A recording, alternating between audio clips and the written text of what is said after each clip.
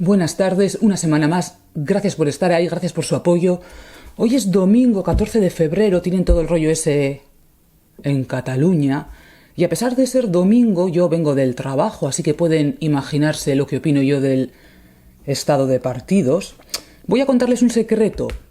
Todos los regímenes, independientemente de la forma de Estado, de la forma de gobierno, de ilusiones, deseos, ideologías, ansias, amores y odios, son oligárquicos. Todos los regímenes son oligárquicos. Metapolítica, como dice el profesor Dalmacio Negro, eso se inserta dentro de la naturaleza humana. Siempre ha sido así y siempre será así.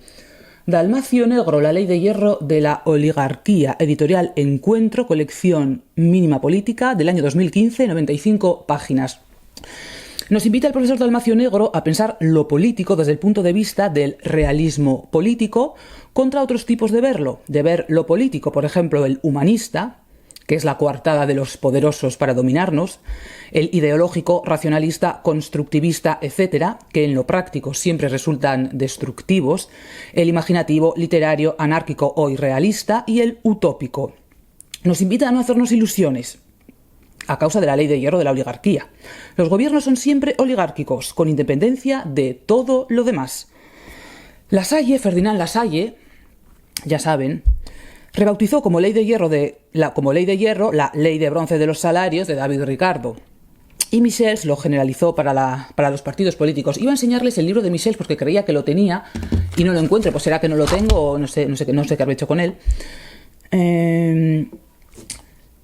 Se demuestra, a ver, que las sociedades socialistas serán necesariamente tan burocráticas y oligárquicas como las capitalistas. Y aquí tenemos quiénes han tratado esto de la ley de hierro de la oligarquía. Pues Gaetano Mosca, Pareto, Michels, Weber y Vicó. El Estado como ente artificial, superentidad misteriosa, como le llamó Friedrich. Y en este texto aparecen como ejemplos históricos, pues los de siempre: Grecia, Roma, la Francia de Luis Felipe. La Francia de Luis Felipe, recuerden a Flaubert, y el marxismo. El Estado de Derecho, citando a Muralt, en el que las leyes del aparato estatal son depositarias del poder político, la ley como precepto que extrae su poder obligatorio no de la bondad de lo que prescribe, sino de la voluntad y la autoridad de quien las instituye. O sea, el Estado de Derecho como una dictadura más, y desde luego como una oligarquía más. Todo Estado es siempre Estado de Derecho. El soviético lo era, el nacionalsocialista lo era, el democrático lo es. Todos lo son porque, claro, Estado de Derecho, claro. Afortunadamente parece que se comienza a derribar el mito o la superchería del Estado de Derecho. A cualquier mandado burocrático se le reviste con la pompa y la majestad de la ley, con tal de que lo emita un parlamento, independientemente de si es justo, injusto o lo que quiera que sea. La sociedad política la constituyen los partidos, definida por von Stein como el medio por el que la sociedad civil penetra en el Estado, pero es que es justo al revés, es el medio o la vía por la que el Estado penetra en la sociedad civil, porque la sociedad política se ha identificado con el Estado, colonizan la sociedad civil, la parasitan, apoyándose en la burocracia. La cuestión política no tiene solución. Solo se alivia aplicando una vieja virtud, la prudencia. Vamos a leer un poco el texto del profesor Dalmacio Negro. A ver. La aristocracia es social y defiende las libertades mientras conserva ese carácter. Esto es a cuenta de la importancia de tener élites de buena calidad. Bajo el Estado, ni siquiera la tiranía necesita tener una cabeza visible, y las gentes egoístas, los estúpidos, los logreros y las oligarquías se sienten cómodas en él, imponiendo la tiranía de la opinión como política correcta.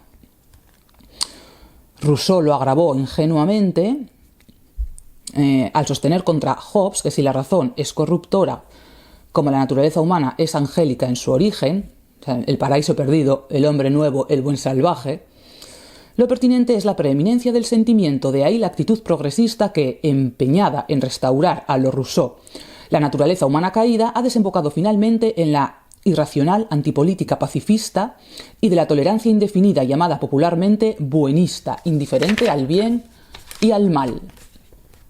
James Buchanan diciendo: en política, quienes toman las decisiones últimas sobre empleo de recursos no comparten ninguno de los costes del sacrificio de oportunidades abandonadas.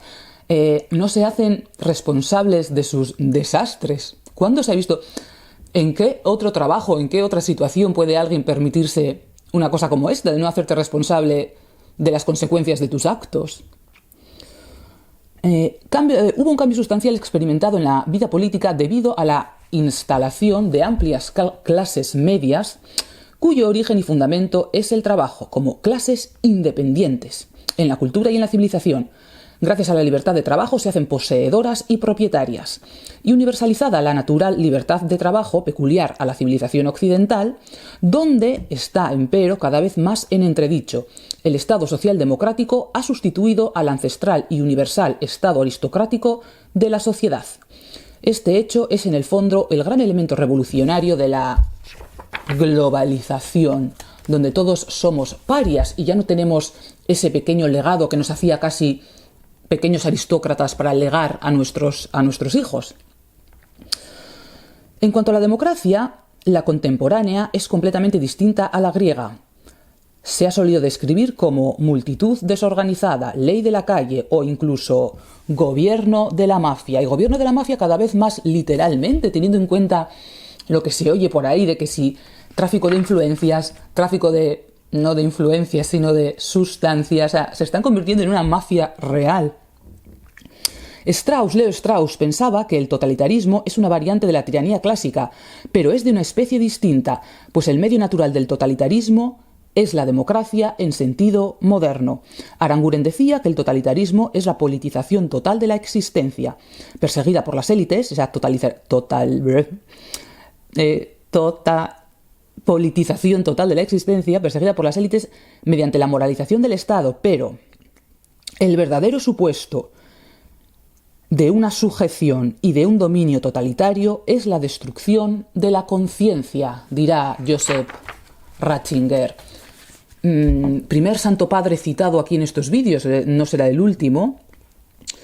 La monarquía europea medieval era una auténtica monarquía bajo la omnipotentia iuris, el derecho que no consistía en legislar, sino en declarar como juez al propio derecho, que era de origen social, las costumbres, en protegerlo y defenderlo. Dentro del reino, el juez supremo era el rey. Y no existía nada parecido a un poder legislativo. La monarquía absoluta, ya una forma dictatorial, impura, la estatalidad, un aparato o instrumento de poder construido por los reyes para hacerse absolutos, se modifica cuando todo ese mismo poder pasa, al abolirse las monarquías, pasa a los parlamentos. Pero sigue ahí exactamente igual. Cualquier otra forma que no sea la democracia, según la entiende el pensamiento totalitario de profesión progresista, es una dictadura, por muy liberal que pueda ser, según ellos. El socialismo light está lapidando a las clases medias y con ellas a las naciones, en nombre de la democracia. Ha puesto sobre el tapete el tema de la oligarquía. Pareto era muy duro con la socialdemocracia, que, como indica su nombre, pretende monopolizar la democracia. En su opinión, que puede haber influido en el relativo olvido y desconocimiento de su pensamiento, los líderes socialistas italianos eran una aristocracia de bandidos. La democracia como panacea de todo, Ortega y Gasset diciendo que esa palabra, democracia, se ha vuelto ramera, pues cohabita con múltiples significaciones. Hace más de 25 años, un escritor norteamericano encontró unas 650 definiciones para democracia. Sigue Ortega. Democracia es hoy una palabra estúpida y fraudulenta. Su uso cotidiano con cualquier motivo suena ya muchas veces como la invocación de una religión civil, y ser antidemocrático suena como un pecado. La palabra empieza a ser un tópico demagógico o una superstición.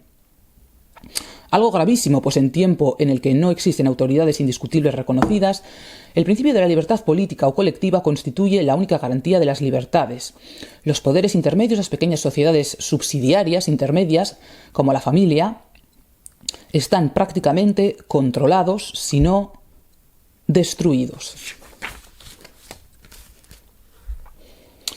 ¿Qué Que democracia sea sinónimo de libertad y tolerancia es uno de los mitos más tenaces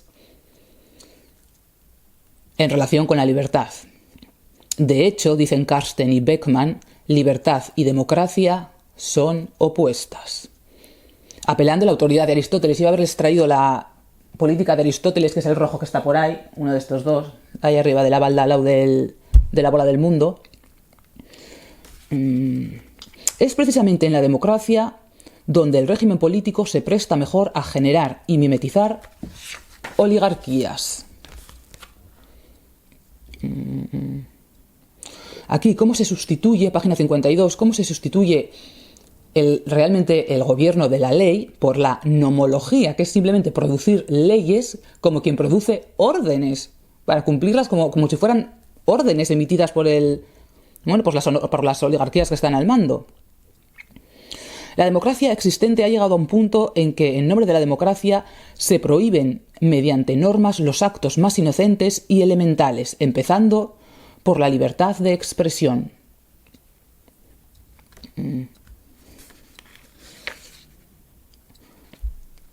Bueno, y como el voto está ahí como ritualizado, para cumplir el rito elemental que reserva para la masa la religión democrática legitimadora de la oligarquía, el voto.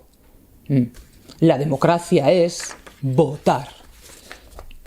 Pues por eso les había dicho que hoy es domingo 14 de febrero y están ahí en Cataluña. Bueno, los que mandan, gentes mediocres y corrompidas extraídas de la masa, corrompen todo sistemáticamente, tanto la vida pública como la privada, utilizando el poder político. Las democracias actuales son oclocracias, gobiernos de la chusma.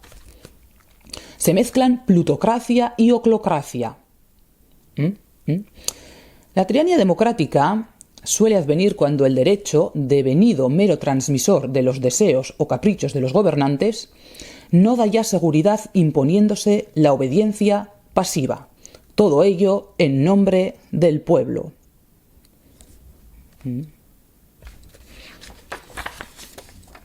A ver, ¿qué más?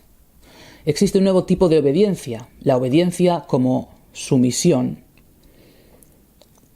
A ver, no sé por qué tenía... Aquí, bueno, Solzhenitsyn suspiraba por vivir sin la mentira, Václav Havel por vivir en la verdad, y la gente los comprendía. Ahora políticos impostores como Rodríguez Zapatero, aupados al poder por electores infantilizados por la propaganda, pueden afirmar sin causar sorpresa, y callada la Iglesia, sin contradicción política o intelectual seria, que no es la verdad la que hace libres, sino la libertad la que hace verdaderos. ¿Se acuerdan de aquella historia? Lo de la libertad nos hará verdaderos. Yo estuve un mes riéndome. Y pensar que vivimos en un sistema político que permite que gente así alcance las más altas magistraturas públicas. Aquí se me olvidó, iba a enseñar este fragmento, cuando Flaubert, y se me olvidó, Guizot, el Enriquez-vous de Guizot y de la monarquía de Julio y tal, y lo que andan ahí... Eso, el aburrimiento como fuerza histórica revolucionaria, muy gracioso, en la página 77. Página 80, la dictadura del proletariado, que por supuesto no será una dictadura del proletariado, sino una dictadura oligárquica, pues como todas las demás. Pareto reiteró esa idea en su Tratado de Sociología General de 1917. Con sufragio universal o sin él, de hecho, siempre gobierna una oligarquía. Se separan de la sociedad civil como si fuesen dos mundos distintos y devienen puras élites extractivas. La sociedad política da lugar entonces a lo que llamaba el señor García Trevijano una sociedad aparente, como en el caso del estado de partidos, en el que marcha por un lado la sociedad real y por otro la aparente, hasta que se pone en evidencia su carácter explotador.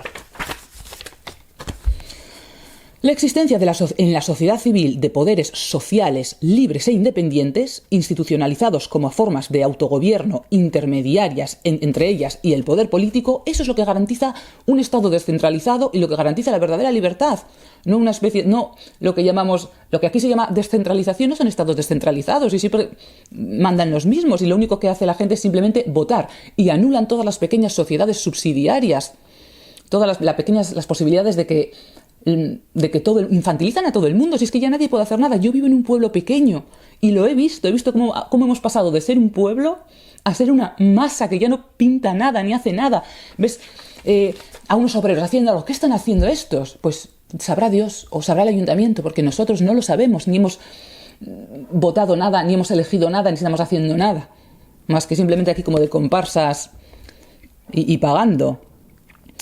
Sin modificar el Estado de Derecho, sin modificar el statu quo, el Estado de Derecho consideró de derecho público las asociaciones libres, incluidas las iglesias, y a lo largo del siglo XX comenzó el aniquilamiento de la familia, adoptando sistemas fiscales socialdemócratas con pretexto de realizar la justicia social. Liquidamos la propiedad y recientemente, con la recepción en la esfera política de la justicia antropológica, la justicia de género y sus variantes, etcétera, etcétera, la aceptación de las bioideologías y de sus tonterías pseudocientíficas sirve también para atacar las libertades. La idea rectora de la tecnocracia nomocrática es que no quede nada entre el Estado y las masas de individuos indefensos socializados mediante la coacción legislativa. El único contrapoder institucional que subsiste en Occidente es la Iglesia, y está callada, permitiendo que suceda todo lo que está sucediendo. Ya miraremos en otros textos también de Dalmacio Negro cómo el Estado se organizó a sí mismo copiando a la Iglesia, pero es que no son la misma cosa. La Iglesia es la gran institución sustancialista, el Estado es la gran institución antisustancialista, es que no son lo mismo. Bueno, esto ha sido La ley de hierro de la oligarquía de Dalmacio Negro, que seguramente muchos de ustedes ya habrán leído.